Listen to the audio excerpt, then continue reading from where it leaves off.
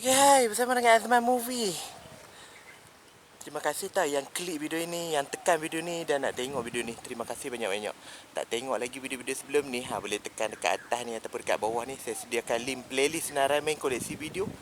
Asyik-asyik menarik traktor, mesin padi, backhoe, excavator, lori. Semua video jentera berat. Asyik-asyik menarik tau. Tak menarik, ada juga kadang-kadang yang tak menarik. Jadi kali ni saya terjumpa lah traktor kangaroo ni. Dia dah naik dah. Kan semalam lekat. Jadi dia dah naik dah. Jadi kubang yang lekat semalam ni pun tengok tak dalam mana. Dia sikit sangat. Tarik pun dengan traktor trek 395. Okay. Dia tarik dengan traktor trek. Sama juga. Okay. Dia pun dah parking dah ni. Dia dah naik semalam. Dia dah naik semalam.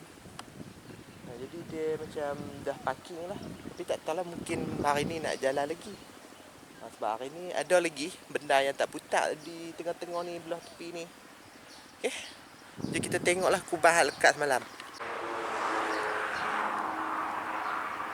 Tengok kubah yang lekat semalam kan. Nampak macam tak dalam. Tapi dia terjatuh kubang dalam berayak lembek macam tu. Tapi ayak banyak lah, ayak banyak. Okay. Cuaca pun pagi ni cuaca yang mendung lah. Pagi yang mendung.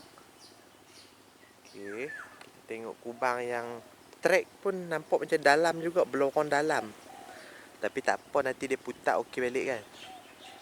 Dia tekan dia nak tanah nak keras. Okay, traktor 2 biji duk parking tahan tu lah. Ada traktor 2 biji duk parking tahan tu. Mungkin hari ni jalan kot, tapi tak tahu lagi nak jalan ke tak lagi.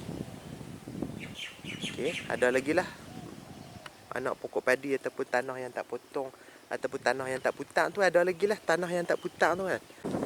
Okay, itu sajalah untuk video kali ni. Traktor trek kangaroo tu dah tarik naik dah semalam.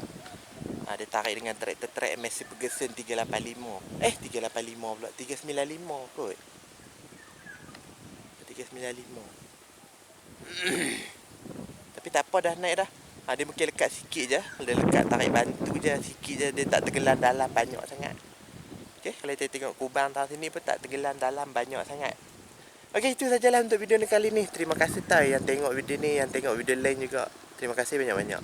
Tak tengok lagi video-video sebelum ni, boleh tekan dekat atas ni ataupun dekat bawah ni, ataupun nak bantu saya dengan menekan butang like, subscribe, ataupun nak bagi komen, ataupun nak share-share video ni. Terima kasih banyak-banyak. Jumpa lagi video yang lain pula. Bye-bye.